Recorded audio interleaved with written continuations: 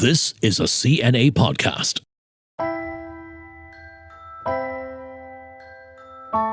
The final months of 2022 are upon us, and already there's a long list of disasters. Devastating floods, historic droughts, wildfires, hurricanes, and tornadoes. And when there's death, destruction, and despair, the world's non-governmental organizations are there to pick up the pieces and heal wounds. The International Federation of Red Cross and Red Crescent Societies earlier this year already sounded out a warning. There's an urgent need for money and support from richer nations because the climate crisis has become one big humanitarian crisis. Just how urgent is this need, and what have NGOs been witnessing over the last few years? With me in the studio today is Benjamin William, the Secretary General of the Singapore Red Cross. Benjamin, welcome to the Climate Conversations. Thank you very much for having me. Now, Benjamin, you've served as a diplomat for 30 years and have been with the Singapore Red Cross for 10 years now, which must have taken you to many places around the world and allowed you to see firsthand the devastation and human suffering as a result of the impact of climate change. Now, from your perspective, how has the world changed in the last few years as a result of this? Over the last 10 years being involved in humanitarian work, you can see actually weather patterns beginning to change.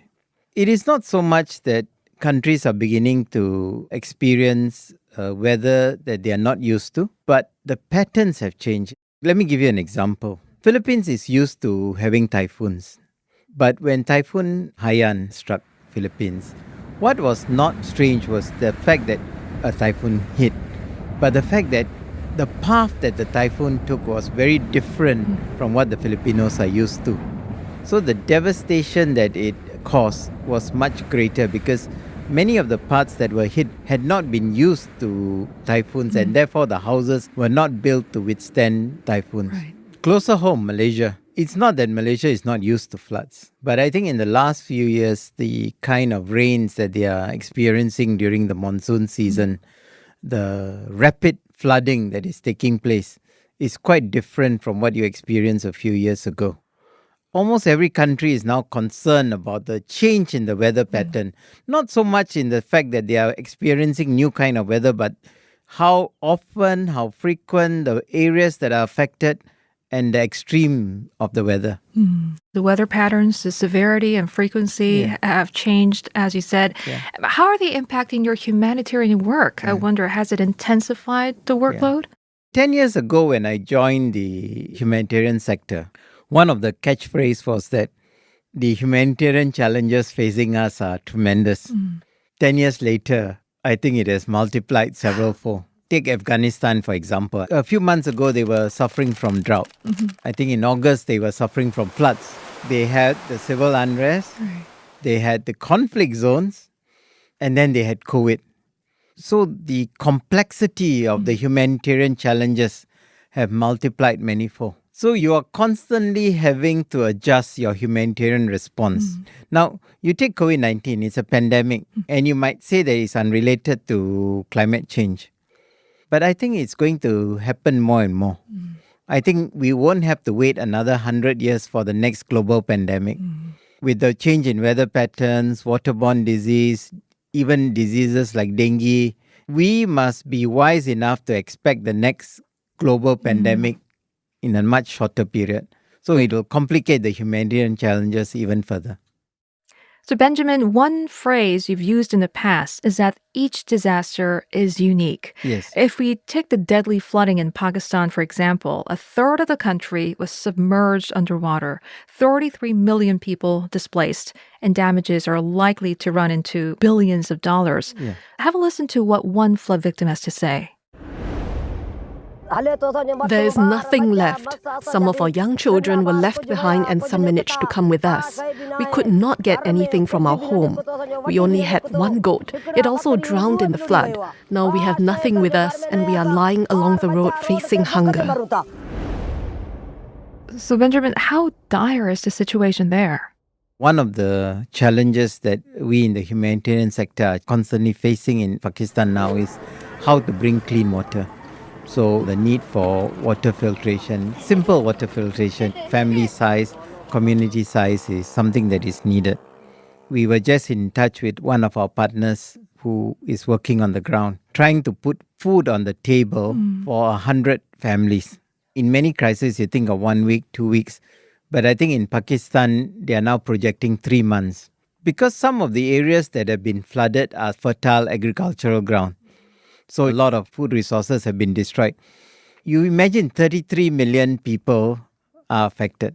That's 6 times the population of Singapore. How do you house them?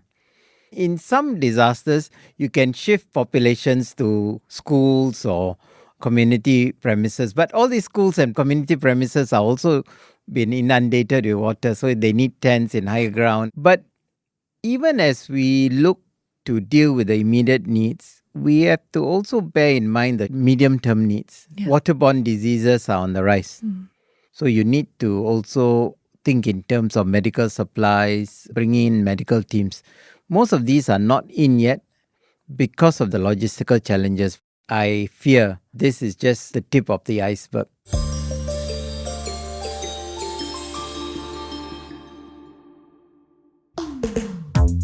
Hi, I'm Adrian Tan. And I'm Crispina Robert. We are the host of a new podcast called Work It. We're here to get into the essential things that no one tells you about working in company culture, from office politics to dealing with burnout. If you've ever wanted to eavesdrop on an interesting conversation by the water cooler, this podcast is for you. Look out for our episodes wherever you get your podcast.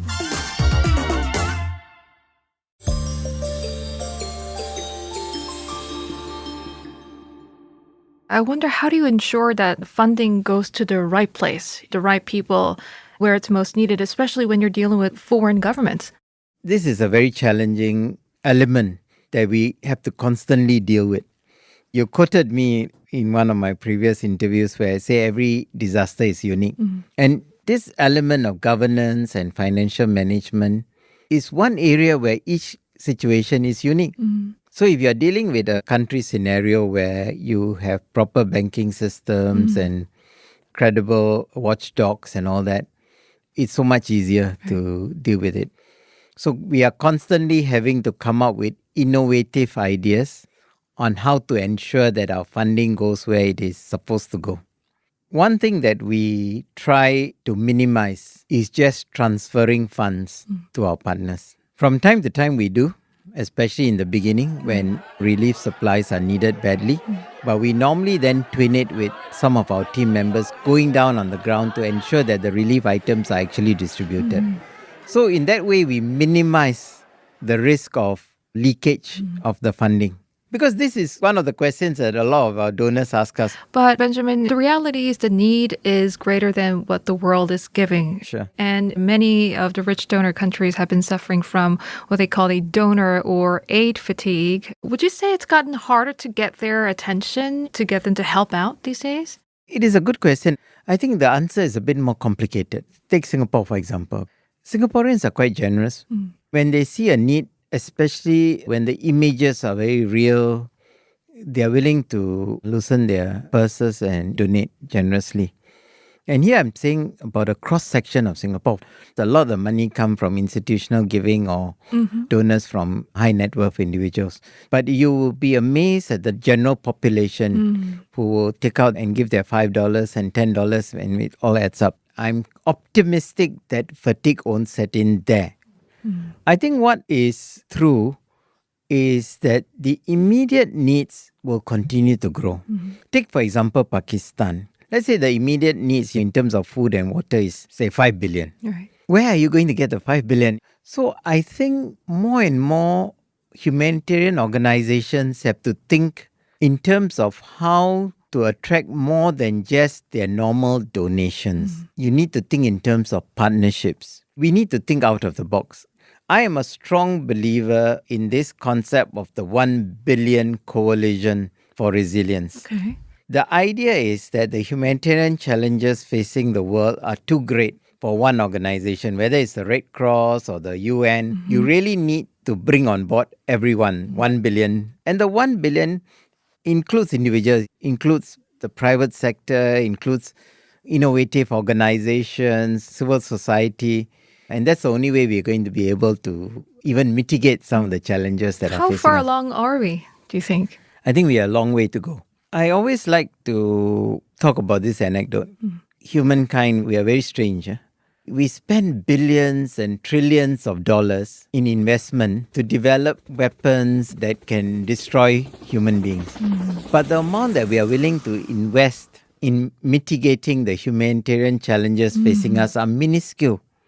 10 years ago, what we were doing in the humanitarian sector is almost exactly what we are doing now, with a bit of innovation here and there. And I dare say if we went back 50 years, it's the same thing. So I'm a strong believer that we need to put in much more investment into mitigating the humanitarian challenges facing us. And I think climate change is a good example. If you left the governments to deal with climate change, it's never going to happen. And if humanitarian organizations only think in terms of responding to a crisis after it has happened, like Pakistan, it's not sustainable. So I believe very strongly that while we think in terms of the short-term and medium-term response to climate change and the disasters, much more focus will now have to go into the long-term response to climate change. Community preparedness. If the communities in Pakistan had been prepared to deal with the flooding, it would have mitigated many of the problems that are being faced now. But when the flood waters recede in Pakistan, will people be thinking about the next flood in 2 years' time? And then we need to invest more in innovation. We talk about climate change, and humanitarians are the ones who speak loudest about climate change and the disasters. But a lot of the things that we bring into a disaster site actually add to the problem of pollution and all that.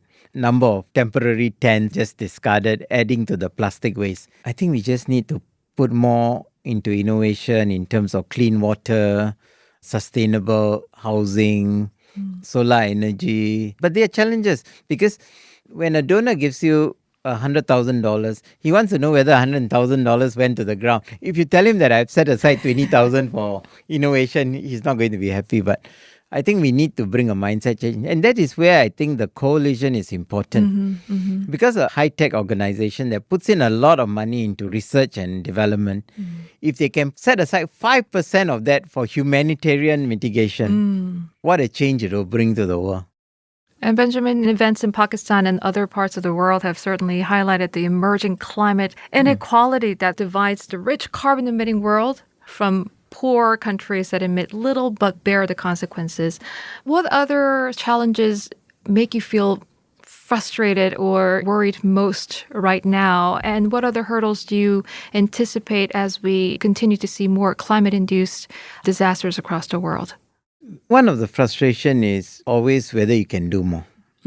Singapore Red Cross is a small organization. Singapore is a small organization. And so while you think you know the answers, you think you want to do more, but you're constrained. So where do I think we can make a difference is maybe to work with Southeast Asia. For example, if you can work within Southeast Asia with your partners and you can see some change, that would be great.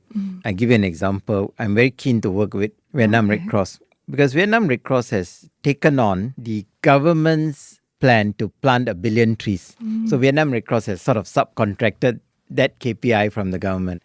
So I'm very keen to get our youth in exchange programs with Vietnam Red Cross. Substantively, they can say that they have contributed towards this KPI.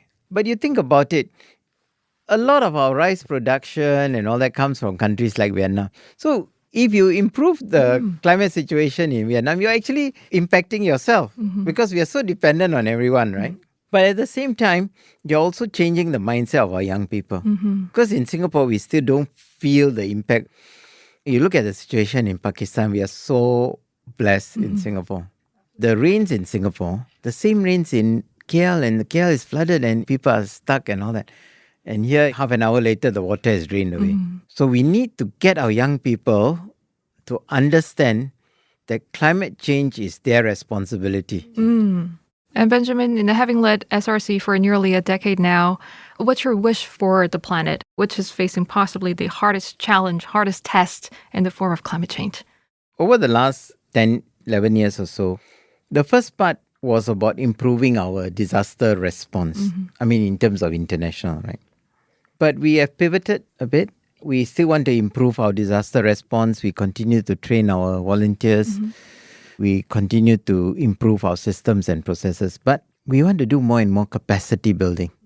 My goal for Singapore Red Cross is to make a significant difference globally and regionally, but to have a national impact. Let me explain. I want to see Singapore Red Cross being instrumental in increasing the capacity in the national societies in Southeast Asia. We launched an initiative called the Center of Excellence for Pandemic Preparedness. Because my view, for example, which COVID-19 showed, when a pandemic strikes a region, nobody is safe until everybody is safe. So at a regional and global level, internationally, I want to see Singapore Red Cross making a significant difference. And I think the significant difference that we can make is to help in capacity building, especially in the areas where we have knowledge and expertise. And then to help to coalesce Southeast Asia to work together to tackle some of these major challenges, disaster, pandemics, climate change. That's a great vision, and I really appreciate your time coming in here and speaking to us. And I wish you the best of luck with the life-saving work that you and your team do. Thank you very much for coming in today. Thank you. Thank you for having me. Thanks to my guest, Benjamin William. And thanks to all of you for tuning in.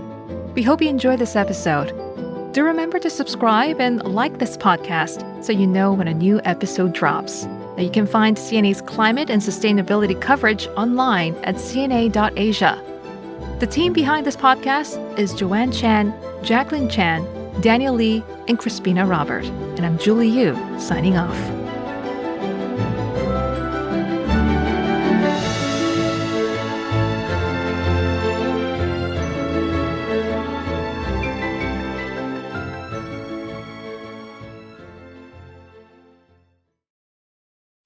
Evolving education for a changing world. Expand your career opportunities and earn an MBA from University of Cincinnati Online Lindner College of Business. Designed for busy professionals, UC Online MBA is flexible, personalized, and supports students from application all the way through graduation. Get the world-class degree you deserve without sacrificing work or family commitments. Apply now at online.uc.edu/MBA.